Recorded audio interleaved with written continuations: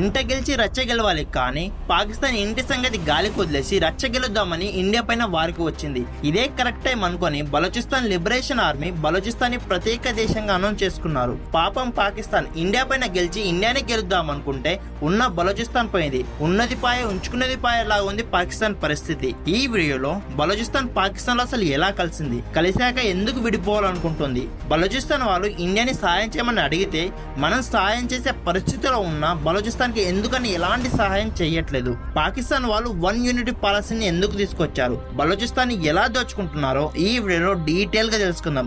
ఈ వీడియో చాలా ఇంట్రెస్టింగ్ గా ఇన్ఫర్మేటివ్ ఉంటుంది. సో ఎక్కడ స్కిప్ చేయకుండా చివరి వరకు చూడండి. అలాగే ఈ వీడియో ఒక లైక్ చేసి మన ఛానల్ ని సబ్స్క్రైబ్ చేసుకోండి. ఇక వీడియోలోకి వెళ్తే ఫస్ట్ బలూచిస్తాన్ పాకిస్తాన్ లో పార్టే కాదు. 1947 లో ఇండియాకి స్వాతంత్రం వచ్చినప్పుడు ప్రిన్స్లీ స్టేట్స్ అనేవి ఉండేవి. ఆ ప్రిన్స్లీ స్టేట్స్ అన్నిటికీ 3 ఆప్షన్స్ ఇచ్చారు బ్రిటిష్ వారు. అవి మీరు ఇండియాలో అయినా కలవండి, లేదా పాకిస్తాన్ లో అయినా కలవండి, లేదా మీరే ఇండిపెండెంట్ కంట్రీగా ఉండాలని ప్రతి స్టేట్ కి ఈ 3 ఆప్షన్స్ ఇచ్చారు. అప్పుడు బలూచిస్తాన్ ఇండిపెండెంట్ కంట్రీగా ఉండడానికి నిర్ణయం తీసుకుంది. అప్పుడు మొహమ్మద్ అలీ జిన్నా బలూచిస్తాన్ కి లీగల్ అడ్వైజర్ గా ఉండే. ఆ తర్వాత బలూచిస్తాన్ పిఎం అయిన మీర్ యామిద్ యార్ ఖాన్ ని మోసం చేసి వెన్నుపోటు పొడిచి బలవంతంగా పాకిస్తాన్ లో కలుస్తున్నట్టు సైన్ చేయించుకుని ఆ తర్వాత జైల్లో వేశారు. ఇలా కొన్ని వెన్నుపోట్లు బెదిరింపుల వల్ల ఇష్టం లేకపోయినా పాకిస్తాన్ లో కలిసిపోయింది బలూచిస్తాన్. ఇలా బలూచిస్తాన్ ప్రజలకు ఇష్టం లేకపోయినా పాకిస్తాన్ లో పాటయ్యారు. ఆ తర్వాత పాకిస్తాన్ గవర్నమెంట్ వన్ యూనిటీ పాలసీని తీసుకువచ్చింది.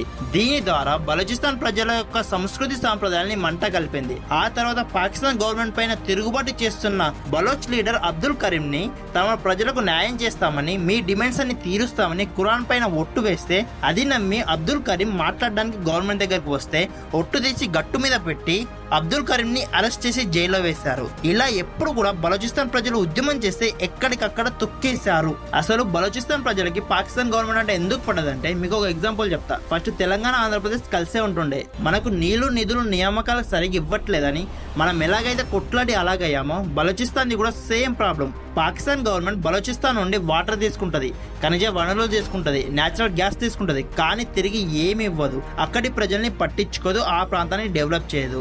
ఆ ప్రాంతం నుండి 100 రూపాయలు ట్యాక్స్ వసూలు చేస్తే 50 రూపాయలు చైనాకి ఇస్తుంది, 48 రూపాయలు పాకిస్తాన్ ఖర్చు పెడుతుంది, కేవలం 2 రూపాయలు మాత్రమే తిరిగి ఇస్తుంది. అక్కడి ప్రజలకి తినడానికి తిండి ఉండదు, నీళ్లు ఉండవు, అక్కడి ప్రాంతాన్ని డెవలప్ చేయదు. అందుకే బలూచిస్తాన్ ప్రజలు పాకిస్తాన్ లో ఉండడానికి ఇష్టపడరు. వాళ్ళకి సపరేట్ దేశం కావాలని 1948 నుండి ఉద్యమం చేస్తున్నారు. కానీ ఇప్పుడు ఇండియా పాకిస్తాన్ వారు బలూచిస్తాన్ లిబరేషన్ ఆర్మీకి చాలా ప్లస్ అయింది. పాకిస్తాన్ సైన్యం మొత్తం బలూచిస్తాన్ ని వదిలి ఇండియా బార్డర్ కి వచ్చేసింది.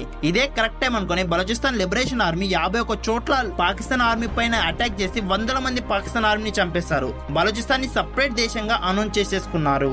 ఈ ఉద్యమాన్ని ముందుండి నడిపిన బలోచ్ లీడర్ మీర్ యార్ ఖాన్ ఇండియాని సపోర్ట్ చేయమని అడిగారు.